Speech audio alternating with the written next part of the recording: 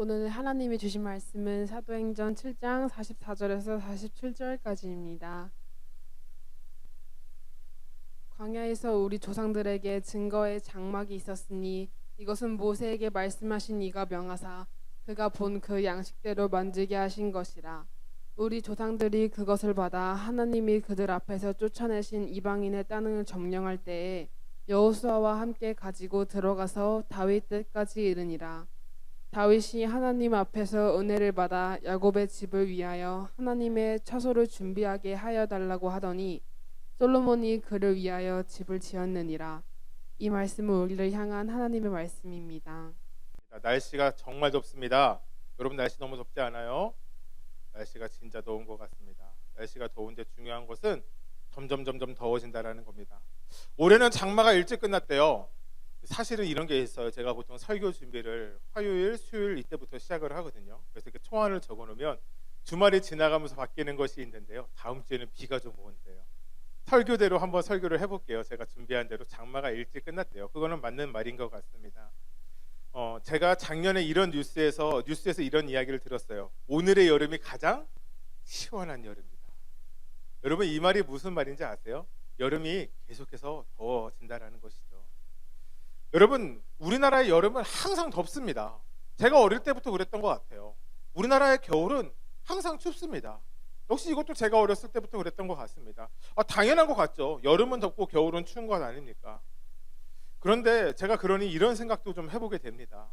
아니 여름에 겨울의 추위가 좀 일찍 찾아왔으면 좋겠고, 아니 그 차가운 바람이 조금만 더 불어와서 중간중간에 좀 시원하게 했으면 좋겠고, 반대로 겨울에는 이 뜨거운 여름의 햇빛이 중간중간에 좀 비치면 좋지 않을까. 그런데 그런 일이 일어나지 않습니다.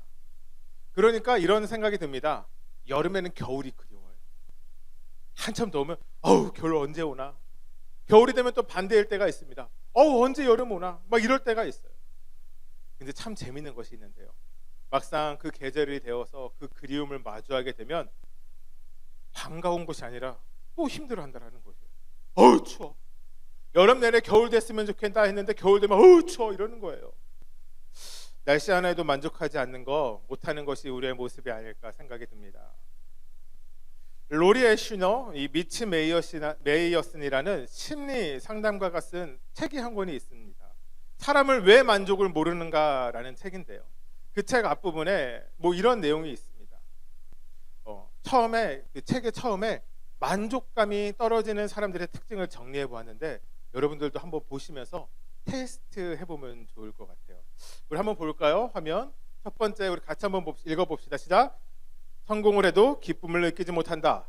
두 번째, 자신에겐 특별한 재능이 없다고 생각한다. 여러분 나는 이런 사람인데 그러면 속으로 한번 세워봐요. 이게 몇 개 이상이 넘으면 만족감이 좀 적은 사람이라는 거예요. 한번 카운트하면서 한번 해보세요. 다시 첫 번째, 성공을 해도 기쁨을 느끼지 못한다. 자신에겐 특별한 재능이 없다고 생각한다. 세 번째, 시작. 자신의 노력을 다른 사람들이 알아주지 않아 속상하다가도 막상 알아주면 불편하다. 네 번째, 앞장서기보다 누군가를 서포트하는 것에 만족하지만 자신보다 능력 없는 사람이 잘 되면 씁쓸한 기분이 든다. 다섯 번째, 작은 성공은 평범하거나 실패한 것과 같다 생각한다. 여섯 번째, 가족과 친구를 포함한 남에게 의지하면 안 된다고 생각한다.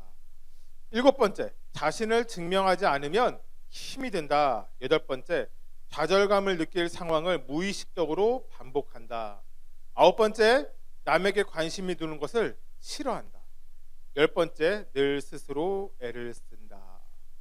여러분 몇 가지나 포함돼서요, 6가지 정도가 넘어가면 삶의 만족감을 잘 못 느낀다라고 하고, 8번이 넘어가면 선천성 불만족증에 빠진 사람이다. 이 책은 그렇게 이야기하고 있습니다. 여러분은 몇 가지 정도 됐어요? 저는 한 3가지 정도 포함된 것 같습니다. 여러분 우리의 삶의 불만족은 참 다양하게 찾아옵니다. 여러분 거울 볼 때 만족하세요? 만족하지 못하세요? 사실 저는 만족하는 편입니다. 거울을 보면 이런 생각이 듭니다. 이 정도면 됐지. 저는 정말 그렇게 생각합니다. 여러분 우리가 또 만족하지 못하는 건 내 마음 때문에, 우리가 생각하는 마음 때문에 만족하지 못할 때도 있습니다. 상황이 우리를 만족하지 못할 때가 있게 됩니다. 나로부터 시작하는 많은 것에서 만족함을 느끼기보다 불만족함을 많이 느끼는 것, 참 우리가 그러한 모습으로 살아갑니다. 여러분, 그런데 그리스도인이라면 좀 달라야 하지 않을까요? 예수님을 주로 모시고 살아가는 우리들은 삶의 만족이 많아야 할까요? 아니면 불만족이 많아야 할까요? 물어보는 거예요. 만족이 많아야 되겠죠. 여러분, 정답이에요. 여러분, 제가 참 좋아하는 말씀인데 시편 121편 말씀입니다. 조금은 긴 말씀인데 같이 한번 읽어볼까요? 시작. 내가 산을 향하여 눈을 들리라. 나의 도움이 어디서 올꼬? 나의 도움이 천지를 지으신 여호와께서로다. 여호와께서 나를 너로 실족하지 않게 하시며 너를 지키시는 자가 졸지 아니하시리로다. 이스라엘을 지키시는 자는 졸지도 아니하고 주무시지도 아니하시리로다. 여호와는 너를 지키시는 자라. 여호와께서 내 우편에서 내 그늘이 되시나니 낮의 해가 너를 상치 아니하며 밤의 달도 너를 해치 아니하리로다. 여호와께서 너를 지켜 모든 환난을 면케 하시며 또 내 영혼을 지키시리로다. 여호와께서 너의 출입을 지금부터 영원까지 지키시리로다. 아멘. 여러분, 이 시편의 주인공은 오늘 우리가 말씀을 나눌 다윗입니다. 여러분, 이 시편을 읽었었을 때 여러분의 마음이 어떠세요? 다윗이 하나님만 바라보고 있는 것 같지 않습니까? 여러분, 이 시편을 썼었을 때 다윗의 마음은 어떠했을까요? 만족으로 가득했을까요? 불만족으로 가득했었을까요? 사실은 이때 다윗의 상황은 불만족으로 가득했을 때였을 것입니다. 이때가 언제냐?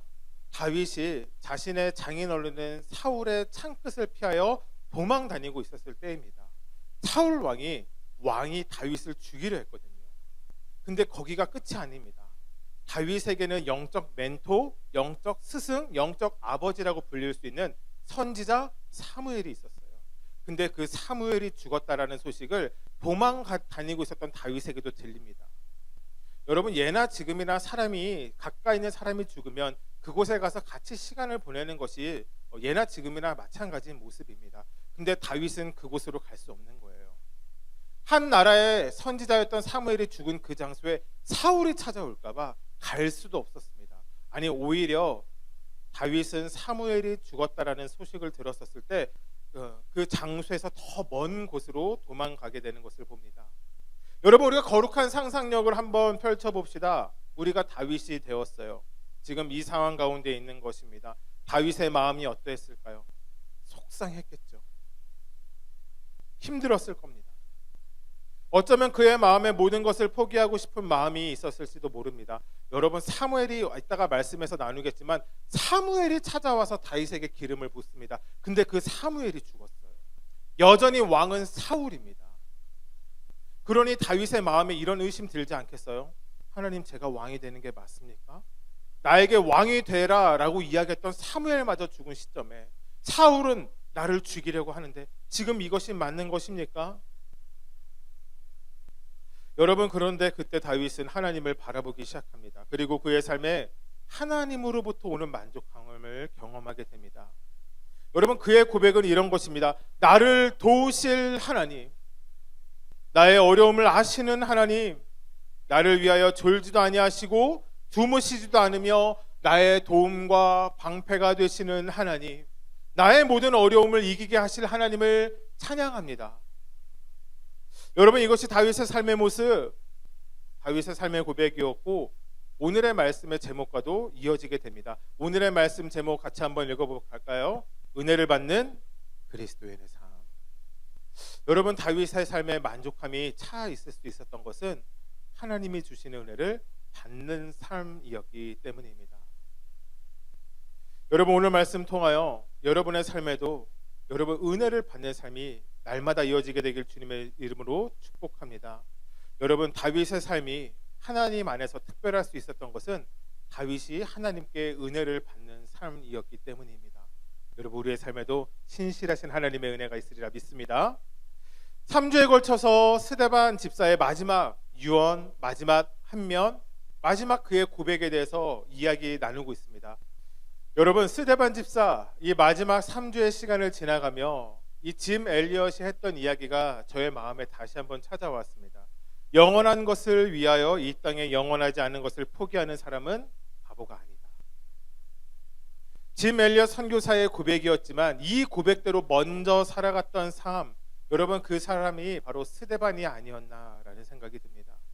그의 삶의 마지막, 사람들이 생각하기엔 이렇게 훌륭한 집사가 더 오래 이 땅에 살면서 하나님을 섬기고 교회를 섬기며 그렇게 살아갔으면 참 좋았을 텐데 일찍 죽어서 안타깝다라고 생각할 수 있지만, 스데반의 삶은, 또 스데반의 소망은 세상의 기대와는 달랐던 것을 보게 됩니다. 주어지는 때, 그때가 언제이든, 그 시간이 얼마가 남았든 예수님을 전하는 것, 그것이 그의 삶의 가장 중요한 가치였고, 그랬기에 그의 입술에는 늘 예수 그리스도의 복음이 가득 차 있는 인생이 되었기 때문입니다. 사랑하는 성도 여러분, 여러분의 입술에 무엇이 있습니까? 여러분의 입술에 그리스도를 향한 믿음의 고백이 날마다 넘치게 되길 주님으로 축복합니다. 여러분, 스데반의 마지막 예수님을 전하는 것이었습니다. 첫 번째, 아브라함, 믿음의 조상이라 불렸던 아브라함, 갈대아 우르에서 하나님을 모르는 아버지와 함께 살아갔지만 하나님의 주권적인 선택이 아브라함을 부르셨고, 하나님이 보이지 않는 약속하실 땅으로 아브라함을 이끄시는 것을 우리가 나누었습니다. 지난주 모세 이야기했죠. 나이 40 이집트의 왕자였으나 자신의 혈기로 모든 것을 망치고 광야에서 40년을 더 살아 80에 모든 것에 꿈이, 힘이, 능력이 사라졌던 그때에 다시 부르시는 하나님의 소명 앞에 순종함으로 나아갔던 모세, 그리고 그 모세를 사용하셨던 하나님, 우리가 이것을 보게 되었습니다. 그리고 마지막 스데반의 이야기, 다윗으로부터 다시 시작이 됩니다. 우리 오늘 본문 말씀 44절, 45절 같이 한번 한 목소리로 읽어볼까요? 시작. 광야에서 우리 조상들에게 증거의 장막이 있었으니 이것은 모세에게 말씀하신 이가 명하사 그가 본 그 양식대로 만들게 하신 것이라. 우리 조상들이 그것을 받아 하나님이 그들 앞에서 쫓아내신 이방인의 땅을 점령할 때 여호수아와 함께 가지고 돌아가서 다윗 때까지 이르니라. 다윗에 대한 처음 이야기가 뜻밖에도 성막에서 시작되어지는 것을 보게 됩니다. 여러분, 성막이 무엇인지 아세요? 성막이 무엇인지 아세요? 네? 성막은 쉽게 말하면 거룩한 텐트라고 생각하시면 됩니다. 여러분, 그것이 성막입니다. 성막 안에 무엇이 있었냐, 이거 이야기하면 너무 시간이 오래 흘러갈 것 같은데 제가 이따 얘기하겠지만, 성막 안에 가장 중요한 건 언약궤가 있었습니다. 언약궤는 하나님의 임재의 상징이라 불렸던 물건입니다. 성막에 무엇이 있었다고요? 언약궤. 그거 오늘 하나만 알고 넘어가도 구약 점수가 1점이 되는 겁니다. 여러분, 성막 쉽게 생각하면 지금의 교회라고 이야기하면 될 것 같습니다. 하나님을 예배했던 장소, 하나님을 만나고 함께 하시는 장소. 우리는 때론 그것을 건물이라도 생각하지만 사실은 우리가 한 사람 한 사람 주님께 불리워진 교회인 것을 알게 되면 지금의 성막은 본질적으로 어쩌면 이 시대에는 우리 한 사람 한 사람 아닐까 생각이 됩니다. 어려운 얘기죠. 여러분, 예전에는 성막, 하나님의 임재는 특별한 장소, 특별한 시간, 제한되어 있는 공간 안에서 이루어졌었습니다. 그런데 이 시대를 살아가는 우리에게 성막은 특별한 장소가 아니라 우리 한 사람 한 사람이 되었습니다. 여러분, 이렇게 한번 가슴에 손을 올리고 믿음으로 한번 고백해 볼까요? 나의 몸은 하나님이 함께 하시는 성전입니다.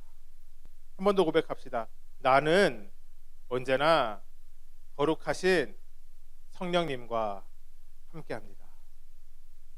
광야에서 이스라엘 백성과 늘 함께했던 것이 성막이었습니다.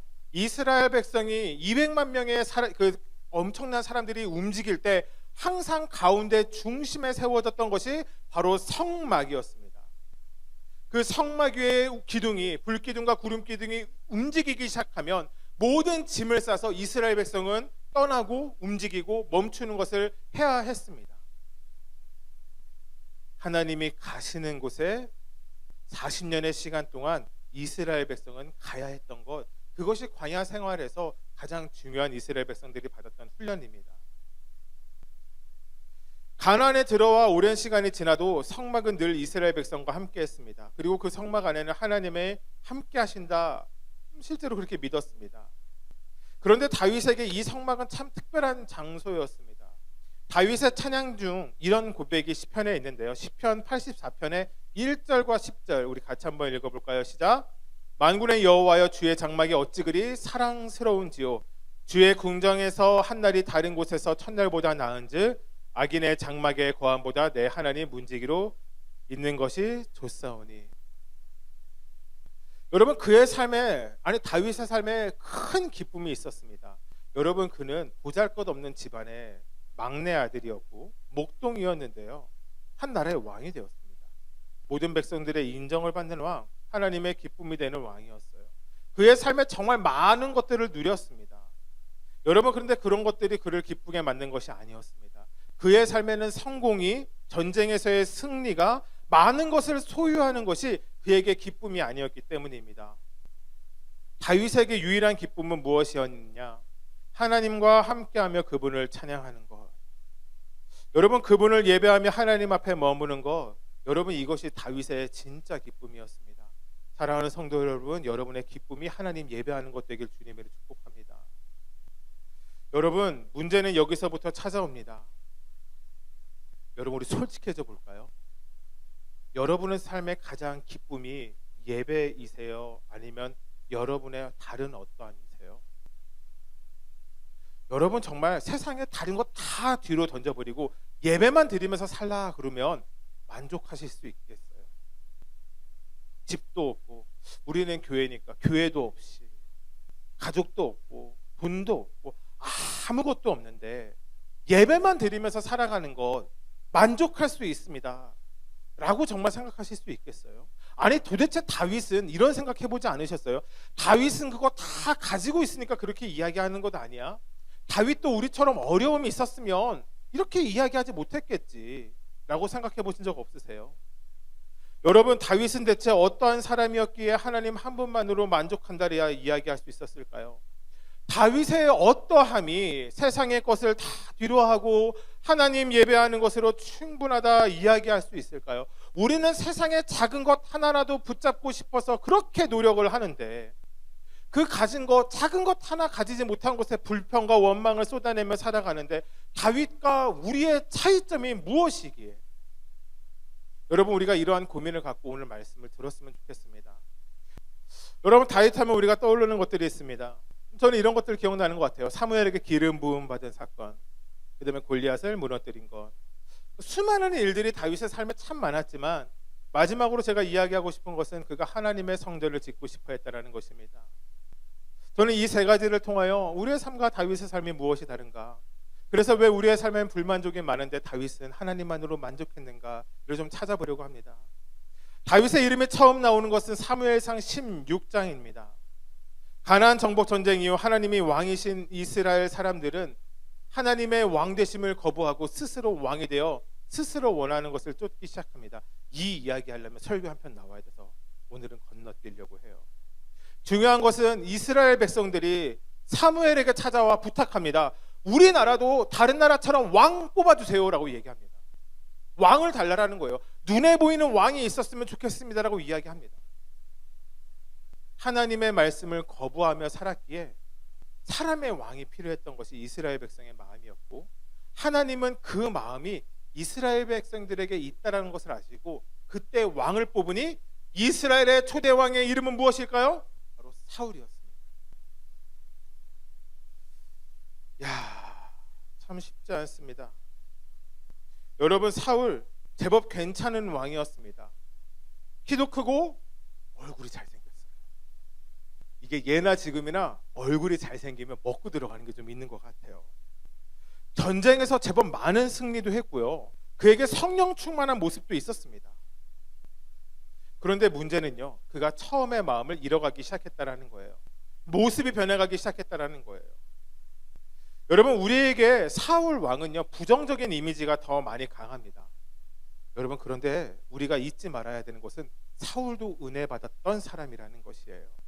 사울도 한때는 겸손하였고 성령이 충만하여서 하나님의 사람으로 세워졌던 시간이 있었다라는 것입니다. 여러분, 중요한 것은 그가 변했다라는 것입니다. 그리고 하나님은 사무엘에게 이스라엘의 새로운 왕을 뽑으라 이야기하시고, 그래서 그가 찾아간 곳은 베들레헴 작은 시골 동네의 이새라는 사람의 집이었습니다. 자, 오늘의 첫 번째 다윗이 받은 은혜가 무엇인가? 저는 다윗이 받은 첫 번째 은혜는 하나님의 부르심을 믿고 살았다라는 것입니다. 여러분, 아멘 해보시겠어요? 여러분, 여러분을 향한 부르심을 믿고 살아가시길 주님으로 축복합니다. 아멘. 선지자 사무엘은 이스라엘에서 가장 영향력 있고 존경받는 사람이었습니다. 우리나라의 대통령보다 더 위대한, 대통령이 위대한 일은 아니지만 유명한 사람이긴 하잖아요. 대통령보다 영향력이 더 큰 사람이 사무엘이었었습니다. 그런 사람이 시골 동네 이 베들레헴의 양치는 집에 찾아오게 된 것이죠. 그러니까 이게 보통 있을 수 없는 일이에요. 이렇게 누구 개인의 집에 머무는 사람이 이 선지자가 아니었거든요. 이 다윗의 아버지 이새가 놀랐을 것입니다. 그리고 사무엘이 그 아버지에게 묻습니다. 당신의 아들을 보여주시오. 그중 한 사람에게 기름을 부으라. 하나님이 나에게 말했습니다. 야, 여러분, 이 정도 알아두면 좋을 것 같은데요. 여러분, 구약 상식을 여러분에게 한 가지 더, 오늘 1점 더 올려드릴게요. 여러분, 기름 부음, 영어로는 어노인트라고 얘기가 되어 있는데요. 기름은 아무 사람에게나 붓지 않습니다. 기름 부음을 받는 세 직분이 있습니다. 선지자, 한번 따라해 볼까요? 선지자, 제사장, 왕. 기름 부음은 어느 직분의 세 사람에게만 기름 부어진다고요? 첫 번째 선지자, 두 번째 제사장, 세 번째 왕. 여러분, 그런데 좀 이상합니다. 이새의 마음이 이상했겠죠. 갑자기 기름을 부은다고? 우리 집안의 아들에게 기름을 붓겠다고? 여러분, 제사장은 레위 지파 사람들에게만 부여되어지는 직책이었습니다. 다른 직분이 제사장을 할 수가 없었어요. 다윗은 유다 지파입니다. 그러니 제사장과 상관이 없어요. 그러니 일단은 첫 번째, 제사장은 아닌 거예요. 선지자는요, 하나님의 말씀을 이스라엘 백성에게 이야기해 주는 사람이었어요. 그래서 한 시대에 여러 명이 있지 않았어요. 한 시대에 보통 한 명씩 있었거든요. 근데 지금 사무엘이 선지자잖아요. 사무엘이 선지자로서의 역할을 잘하는 사람이었잖아요. 그러니까 선지자로서 부름 받으러 지금 이 사람이 온 것도 아니라는 게 이새의 마음에 드는 거예요. 더군다나 왕도 이상해요. 지금 왕이 누구라고요? 사울이에요. 사울이 이때까지만 해도, 다윗이 어렸을 때까지만 해도 왕으로서 나름 잘하고 있었다고요. 근데 갑자기 찾아와서 기름을 부은다니까 아버지 이새가 이해할 수가 없었던 것이에요. 중요한 건 이것이죠. 이 가문에는 엄청난 영광이었다라는 거예요. 사무엘상 16장 11절 말씀 우리 한번 읽어볼까요? 시작. 또 사무엘이 이새에게 이르되 내 아들들이 다 여기 있느냐? 이새가 이르되 아직 막내가 남았는데 그는 양을 지키나이다. 사무엘이 이새에게 이르되 사람을 보내어 그를 데려오라. 그가 여기 오기까지는 우리가 식사 자리에 앉지 아니하겠노라. 여러분, 그런데 아버지 이새가 조금은 이상합니다. 아니, 다윗의 가족 모두가 조금 이상한 게 아닐까라는 생각을 해보게 됩니다. 이 성경을 볼 때 우리가 막 거룩한 상상력을 더해야 돼요. 모든 가족들이 사무엘 앞에 지금 위대한 선지자랑 함께하고 있는데 한 사람만 부르지 않은 거예요. 그 사람의 이름이 뭐예요? 바로 다윗이었어요. 단순히 생각하면 이렇게 생각할 수 있죠. 다윗이 양치러 갔는데 멀리 간 거예요. 한두 시간 떨어진데. 그러니까 그냥 빼먹은 거 아닌가. 그런데 성경을 자세히 보면 그렇지 않아요. 이전에 사무엘이 베들레헴 성에 처음 들어오자마자 그곳에 장로들이 나와서 선지자를 마주해요. 선지자님 오셨습니까? 어쩐 일로 오셨습니까? 이렇게 얘기했을 때 사무엘이 얘기해요. 내가 이새의 집에 왔다. 그러니 이새의 아들들을 정결하게 하고 나와 미팅할 수 있도록 시간 약속을 잡아라 라고 이야기합니다. 그리고 시간이 지나서 지금 이새와 다윗의 형제들과 사무엘이 만나게 된 거예요. 근데 이 자리에 지금 누가 빠져 있었다고요? 다윗이 빠져 있어요. 제가 예전에 사무엘상 말씀을 시리즈로 쭉 전했었을 때가 있었어요. 그때 50편인가 설교했었거든요, 제 기억에. 근데 그때 제가 이렇게 다윗을 바라보기 시작했는데 진짜 맞는 것 같아요. 여러분 친구 중에 4차원 있어요? 4차원? 4차원은 조금 난데 4차원보다 조금 더 간 애들이 있거든요. 그런 좀 이상한 애들이 있어요. 좀 이상한 애들이 있어요. 조금 쟤는 이상한데 쟤는 왜 생각을 저렇게 하지? 별종? 뭐 이렇게 부리는 친구들이 있어요. 그런데 다윗이 그런 사람이 아닐까라는 생각이 들어요. 오늘은 하진이로 해볼까? 하진아, 네가 편의점에 불닭볶음면을 사러 갔어. 위에는 치즈도 올려서 먹을 거야. 전자레인지를 돌리고 있는데 도둑이 들었어. 꼼짝마! 그러더니 그 도둑이 편의점에 있는 알바생한테 칼을 더, 우리나라는 총이 없으니까 칼을 확 들으면서 가진 거 돈 다 내놔! 이렇게 얘기를 했어. 하진아, 너는 어떻게 해야지 정답인지 알아? 쥐죽은 쥐지 숨어 있어야 되는 게 정답이야. 근데 하진이의 마음에 학교에서 배운 호신술이 기억이 난 거야. 그래서 그 앞에 나가서 이러지 마세요. 지금 경찰에 신고했어요. 제가 당신을 잡을 겁니다. 그 얘기를 이제 집에 가서 잘 살아서 집에 갖다 치자. 너희 엄마에게 얘기했어. 아빠에게 얘기했어. 그리고 엄마가 아유 우리 딸 잘했다. 네가 편의점을 위해서 귀한 일을 했구나라고 얘기할까. 등짝을 한 대 때리면서 야 이놈의 새끼야. 네가 어디라고 거기에서 나가서 그렇게 난리를 펴. 숨어나 있지. 여러분 대부분의 부모의 마음이 어떨까요? 그렇게 살아가는 사람 싫어할 겁니다. 여러분 다윗이 후에 이런 얘기를 사울 왕에게 했어요. 자신의 삶의 양새끼를 물어갈 때 호랑이 곰을 만났을 때 다윗이 얘기합니다. 저는 끝까지 따라가서 그 입에서 어린 양을 구해왔습니다라고 얘기해요. 다윗이 소년이었어요. 15세. 하진이랑 하다미 정도 나이인데 그 나이에 양새끼가 잡혀가면 포기하는 것이 맞습니까? 호랑이 쫓아가는 게 맞습니까? 포기해요. 다윗의 삶이 그렇지 않았어요. 다윗의 삶이 그렇지 않았어요. 그 부모가 아마 다윗을 여러 번 얘기했을 겁니다. 그렇게 살지 말아라. 새끼를 주고 너가 살아야지. 그 형제들도 얘기했을 거예요. 너만 잘났냐? 왜 이렇게 그렇게 위험한 일을 하니? 다윗은 그 호랑이와 곰을 잡기 위해서 끊임없이 훈련했을 거예요. 그게 이제 조금 나오는 돌팔매질이죠. 그 사람은 다윗은요 자신의 삶을 치열하게 살기 위해서 자신을 준비하는 삶이었어요. 근데 그것이 가족들에게 보이기도 불편했던 사람인 거예요. 선지자가 찾아왔을 때 다윗을 배제합니다. 여러분 모난돌이 정을 맞듯이 다윗의 삶의 특별함이 평범한 가정 안에서 모난돌이 되었던 것은 아닐까 생각이 듭니다. 여러분 그런데 하나님은요 다윗의 무엇을 보았느냐? 바로 그 모난돌을 보셨던 것이에요. 하나님은 이 모습을 보았어요. 지금 목동 가족들에게도 대우받지 못하는 삶의 모습을 보았던 것이 아니라 다윗 왕의 왕이 되었었을 때 그 가능성을 보았던 거예요. 자신의 백성을 위해서 목숨을 걸 수 있는 왕, 하나님의 말씀을 지키기 위해서 목숨을 걸고 싸울 수 있는 왕, 그 가능성을 다윗에게 보았어요. 여러분 그리고 다윗은 그 부르심 앞에 순종함으로 나아갑니다. 다윗이 받은 첫 번째 은혜가 제가 무엇이라고 얘기했죠? 하나님의 부르심을 믿고 사는 것, 그것이 다윗에게 은혜였다라는 거예요. 여러분 기름 부음을 받은 소년 다윗, 여러분 그것은 그에게 사무엘이 아마 마음으로 아니면 귓속말로 얘기했을지 모릅니다. 너가 이제 왕이 될 거야. 너가 이제 이스라엘의 왕이 될 거야. 여러분 그의 마음에 엄청난 프라이드와 교만함이 생길 수 있지 않을까요? 난 왕이 될 사람이야. 여러분 근데 다윗은 그렇게 살아가지 않습니다. 다윗은 하나님이 주시는 꿈으로 왕의 꿈을 꾸었지만 왕처럼 살아가지 않습니다. 그 이후로도 여전히 아버지께 순종하며 살아갑니다. 여전히 양을 봐요.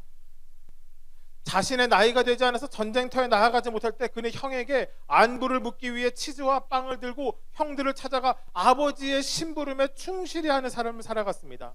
여러분, 이것이 다윗에게 있었던 첫 번째 은혜였습니다. 하나님의 부르심을 믿고 살아가는 것, 그것이 이루어지지 않은 이 시점에서 여전히 믿고 살아가는 것, 그것이 다윗에게 있었던 첫 번째 은혜입니다. 다윗이 받은 두 번째 은혜, 그는 하나님이 어떠한 분인지 알았습니다.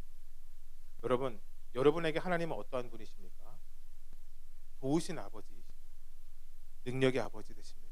선한 분이고 우리를 가장 안전하고 완전한 길로 이끄시는 분이 우리 아버지 되시는 하나님을 믿으시길 주님의 이름으로 축복합니다. 여러분, 그렇게 믿기 시작할 때 여러분, 우리의 삶은 방황하지 않게 됩니다.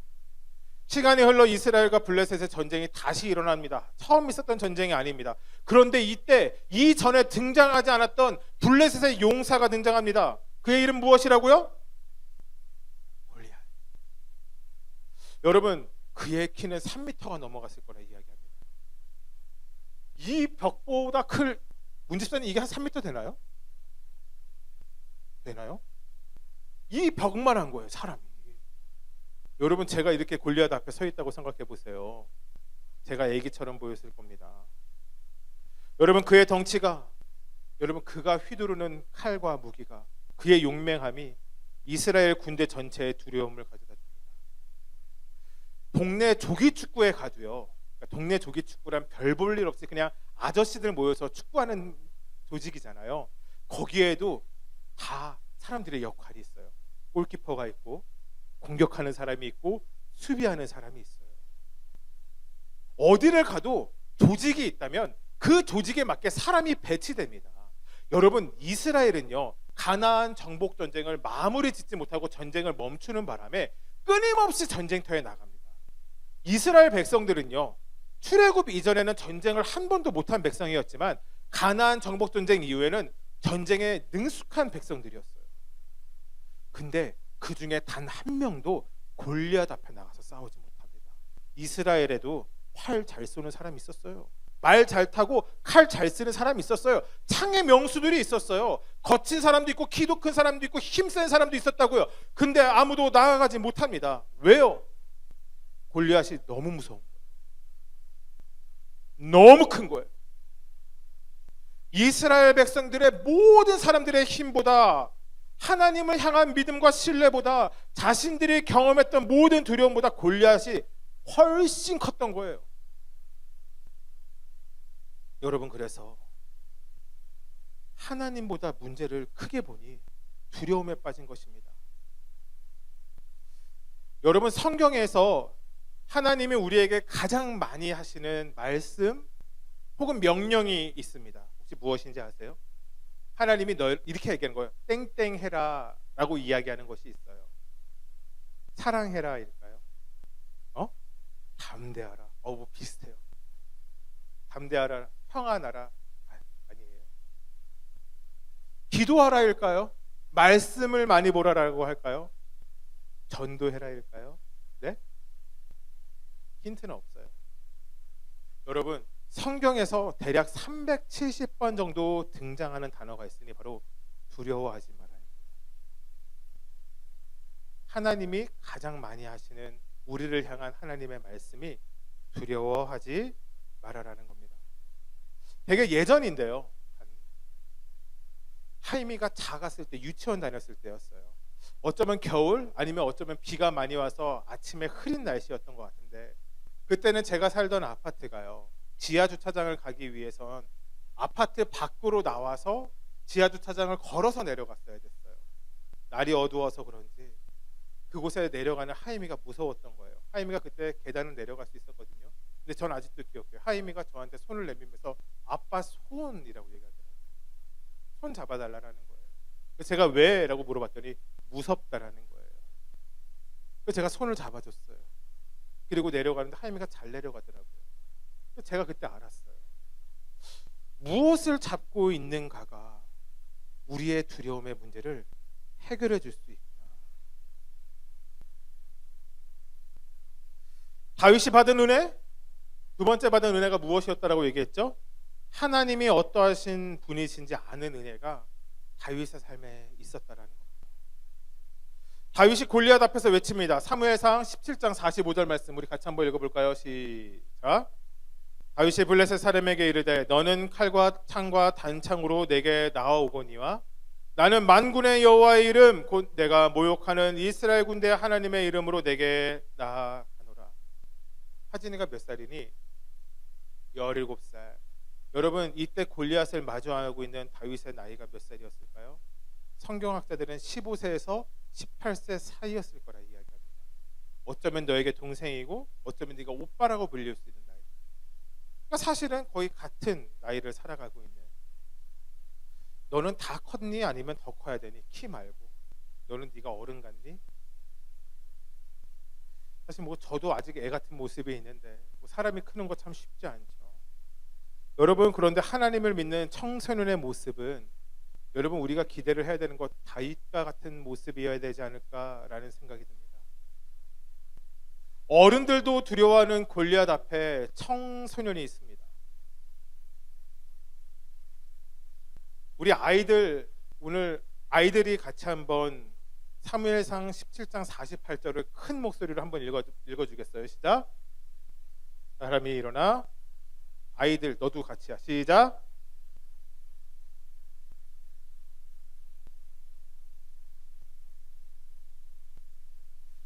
야, 여러분 이게 무엇인지 제가 옛날에 봤던 영화에 정확하게 나오는 장면이 있습니다. 한번 보고 갈까요? 사실 이것은 다윗과 골리앗은 아닌데요. 마치 다윗과 골리앗과 같은 싸움을 연출합니다. 저기 나오는 저 대머리 아저씨가 프로레슬링 선수인데요. 키가 엄청 커요. 반면에 저 브래드 피트 좀 저랑 스타일이 비슷한 것 같기도 하고요. 저 브래드 피트는 키가 저랑 비슷합니다. 170대 중반 후반이거든요. 키 차이가 한 4, 50대 지나요. 저렇게 큰 거인이 나왔었을 때 싸움이 일어나지 않는데 이쪽 진영에서 저 아킬레우스라는 사람을 부릅니다. 그 사람은 싸움에 능한 사람이었어요. 싸움이 능한 사람이 전쟁터에 나가면 어떻게 하는지 아닙니까? 저 거인을 향해서 달려가기 시작합니다. 왜요? 저 사람을 이길 수 있는 자신감이 있었던 거예요. 여러분 다윗이 오늘 성경에서 이렇게 얘기하고 있습니다. 무엇이라고요? 다윗에게로 블레셋 사람이 일어나 다윗에게로 마주 가까이 올 때 다윗이 블레셋 사람을 향하여 빨리 달리며 골리앗을 향해 달려가기 시작합니다. 여러분 저는 이것이 다윗의 믿음이라고 생각합니다. 하나님이 어떠한 분이신지를 아는 은혜가 다윗에게 있었기 때문이에요. 모든 문제보다 크신 하나님을 그는 믿고 신뢰했습니다. 여러분 그래서 그는 골리앗 앞에 뛰어나가서 싸울 수 있는 용기와 능력이 있었습니다. 저 여러분의 삶에도 그런 능력이 그런 믿음이 있게 되기를 주님의 축복합니다. 마지막 다윗이 받은 은혜, 여러분 그는 자신의 사명이 무엇인지 아는 은혜가 있었습니다. 사명, 헌신, 봉사, 섬김, 우리에게 이 땅의 교회와 하나님의 나라를 위하여 맡겨진 일들, 그래서 우리의 수고하는 것들을 우리는 이렇게 이야기합니다. 사명, 헌신, 봉사, 섬김. 여러분 그런데 사단은 참 교묘하게 하나님의 일에 우리의 마음을 한 스푼 더해서요, 주님을 향해야 되는 열심을 나의 우상으로 만들 때가 있기도 합니다. 제가 또 이야기를 하자면 한참 돌아가야 되니까 짧게 이야기해 볼게요. 여러분 아까 제가 언약궤 이야기했었죠. 아까 그 레이더스 사진 한번 보여주시겠어요? 여러분 요 뒤에 저 사람이 인디아나 존스라는 사람인데요, 저 뒤에 황금색 상자 혹시 보이세요? 그 다음 사진이요. 요거가 영화에서 이렇게 나옵니다. 여러분 바로 이게 무엇이에요? 언약궤예요. 여러분 이 언약궤는 무엇이 있냐? 10계명이 적혀있는 2개의 돌판, 모세가 받은, 그 다음에 광야를 지나며 먹었던 만나가 항아리에 담겨져 있었고요, 마지막으로는 아론의 쌍난 지팡이가 그곳에 있었습니다. 이 언약궤의 상징은요 하나님의 임재였습니다. 중요한 것은 이 하나님의 임재를 블레셋에게 뺏겼던 적이 있었다라는 거예요. 이스라엘과 블레셋이 한참 전쟁을 하는데 졌어요. 그때 이스라엘의 장로들이 이런 이야기를 합니다. 언약궤를 가지고 나와서 우리가 싸워서 진 적이 없는데 언약궤를 가지고 나와서 싸워봅시다. 그러면 하나님 우리를 돕겠죠? 라고 이야기합니다. 언약궤 가지고 냅다 싸웠는데 냅다 져요. 그래서 언약궤 뺏겨요. 근데 참 하나님의 스스로의 정말 놀라우심으로 그 언약궤가 다시 이스라엘로 돌아오게 됩니다. 중요한 것은 이것이 그때 당시 이스라엘의 수도였던 예루살렘에 머무른 것이 아니라 멀리 있었다는 것이에요. 다윗의 마음에 이 언약궤를 예루살렘으로 가까이 하고 싶었던 마음이 있었던 거예요. 아니, 사실은 이 언약궤를 가까이 하고 싶은 것이 아니라 하나님과 가까이 나아가고 싶은 마음이 다윗에게 있었던 것 같아요. 그래서 결국 이 언약궤를 예루살렘 성 안으로 들여오게 됩니다. 축제가 일어났어요. 기쁨의 축제가 일어났어요. 이때 다윗이 춤을 추기 시작하는데요. 다윗이 이때 바지를 입고 있었는데 바지가 훌러덩 벗겨집니다. 막 추면서 막 뛰면서 춤을 추다가, 여러분, 이것이 다윗이 얼마나 하나님을 사랑하는지 보였던 모습인 것 같아요. 다윗은 그러한 예배자였어요. 정말로 하나님을 기뻐하는 사람이었어요. 참 위대한 왕이었어요. 나라도 잘 다스려, 사람들한테 인기도 많아, 하나님의 기쁨이 돼. 근데 그의 마지막, 이제 왕으로서의 시간이 마무리되어 갈 때쯤에 마음에 한 가지 소원이 들기 시작합니다. 하나님이 머무시는 곳이 거룩한 텐트인 성막이 아니라 내가 지금 지내고 있는 성전, 궁전처럼 집이 좋은 게 하나 있으면 좋겠다. 이 마음이 다윗에게 듭니다.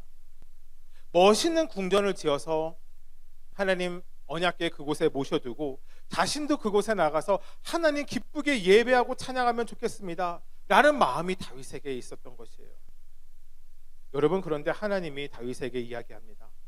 역대상 17장 3, 4절, 11절, 12절 말씀 제가 읽겠습니다. 시작. 그 밤에 하나님의 말씀이 나단에게 임하여 가라사대, 가서 내 종 다윗에게 말하기를 여호와의 말씀이 너는 나의 거할 집을 건축하지 말라.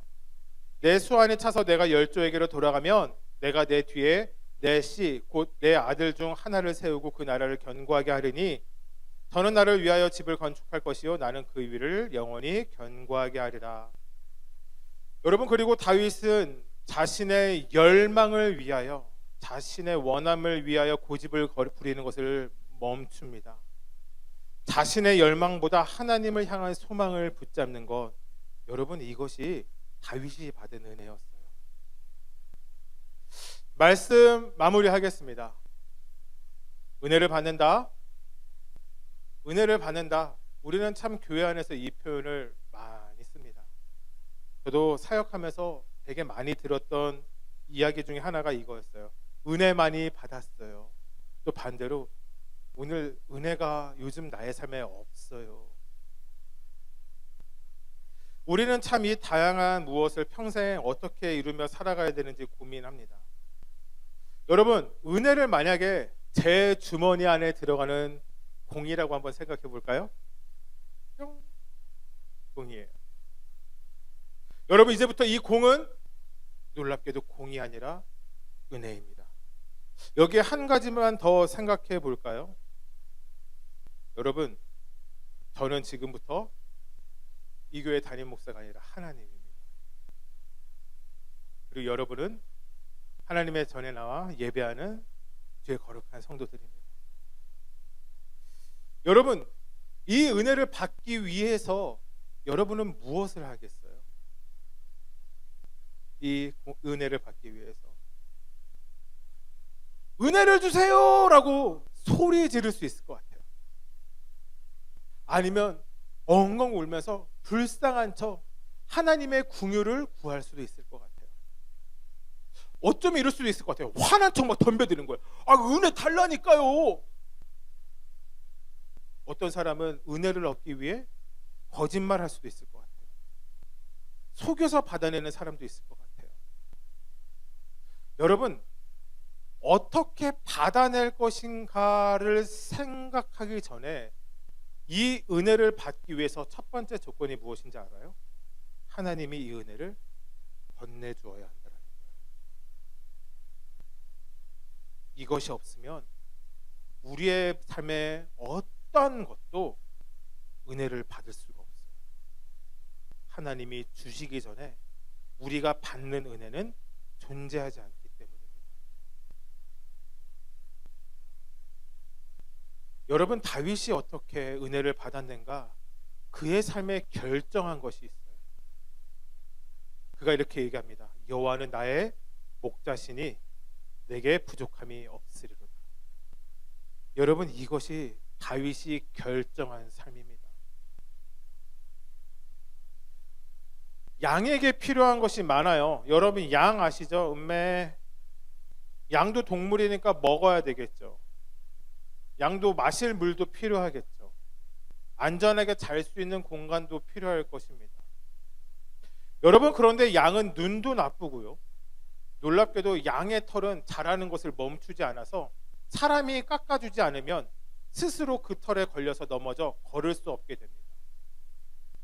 양은 코도 좋지 않고 눈도 좋지 않아서 쉴만한 물가를 찾으러 갈 재주가 없습니다. 양은 참 놀랍게도 하나님이 창조하실 때 무엇인가가 없으면 살아갈 수 없게 만들었는데 바로 그 무엇인가가 목자입니다. 양에겐 목자가 절대적입니다. 양에게 필요한 것은 좋은 풀도 아니고 차가운 음료도 아니고 안락한 집이 아니라 유일하게 필요한 것이 선한 목자. 다윗의 삶에 얼마나 필요한 것이 많았을까요? 아무리 생각해도 불만족으로 가득 찬 인생이어야 하는데, 불만족이 많으니 그의 삶에 문제가 많았을 것인데, 여러분, 그의 삶에 불만족이 없어요. 왜요? 그는 하나님으로 이 모든 문제를 해결했기 때문입니다. 사랑하는 여러분, 여러분의 삶에 하나님이 좋은 아버지이심을, 여러분의 삶에 가장 좋은 목자이심을, 여러분의 삶을 이끄시고 인도하시며 여러분 우리의 가장 좋은 친구 되심을 믿으시길 주님으로 축복합니다. 여러분, 우리의 삶이 여러분 주님께 날마다 나아가 은혜를 구하고 하나님이 주시는 은혜를 받는 삶 되길 주님으로 축복합니다. 여러분, 우리 시간 같이 한번 믿음으로 기도하며 나아갑시다. 하나님, 나의 삶에 주님의 은혜를 구하며 나아갑니다. 하나님, 정말 주님 기뻐하시는 삶 살아가게 하여 주시옵소서. 하나님 한 분만으로 하나님 만족한 인생 되게 하여 주시옵소서. 우리 이 시간 같이 한번 주여 외치시고 믿음으로 기도하겠습니다. 주여,